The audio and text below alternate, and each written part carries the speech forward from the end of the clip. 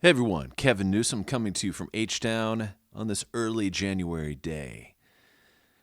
Her name was Ashli Babbitt. Ashli Babbitt, of course, the young woman who was shot through the neck while in the midst of a protest in the U.S. Capitol. Some would say violent protest. And I've been reading articles and watching some news videos about Miss Babbitt, and I wanted to point out a rather egregious inconsistency with the way that this situation is being portrayed. And I want to contrast this coverage with the way that people who were killed by police this summer were treated by the media.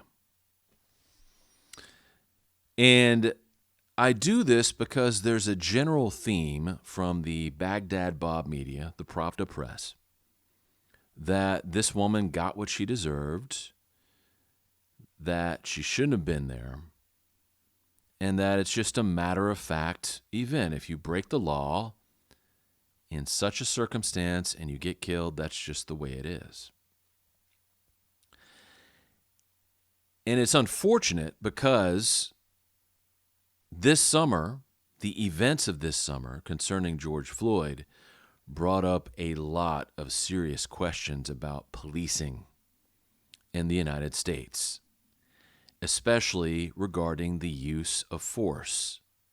What level of force is appropriate in any given situation?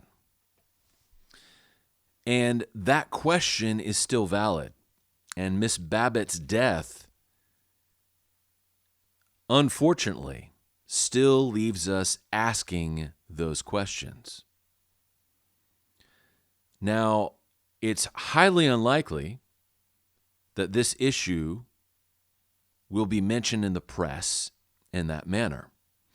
It's extremely unlikely that Nike or the NBA or the NFL will ever put Miss Babbitt's name on a jersey or sideline.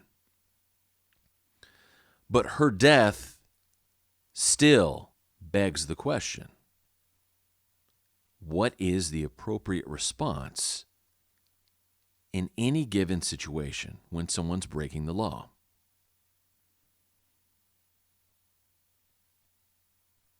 I think that's a great question. It's a question that still remains to be answered.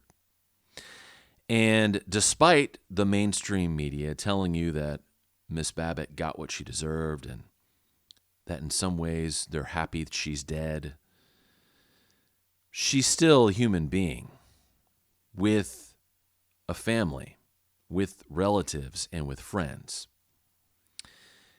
So I dismiss the idea that she got what she deserved just because of her skin color or who she happens to support politically. I dismiss the idea that somehow this is a great situation and a happy ending. And instead, I posit the following: that Miss Babbitt's death is yet another example of why we need to take a closer look at appropriate responses to criminal behavior. Is criminal trespass and breaking and entering a good enough excuse to shoot someone to death?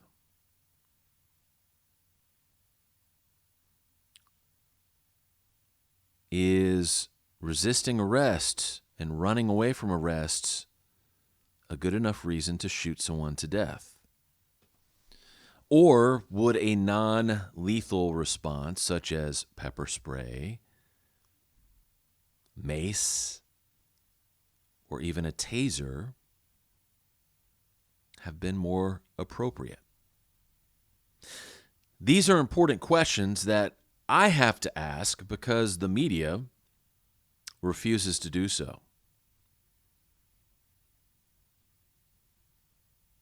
And for those who care about the subject of police response and appropriate use of force, I think this is another great example of why this question needs to be asked and why we cannot let up on the momentum to addressing the situation that started this summer.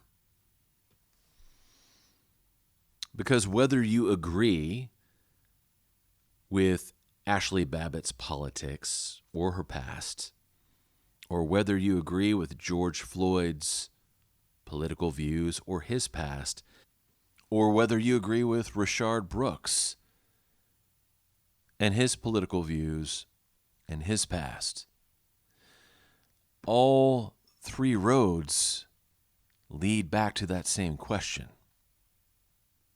What is the appropriate response to criminal behavior by police across the country?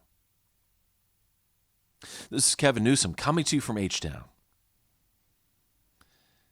Thinking of Ashli Babbitt and all the others who have died while breaking the law, and asking you, was the use of force in all of these instances appropriate and commiserate to the level of criminal activity that was going on? God bless you. I'll talk to you later. Bye.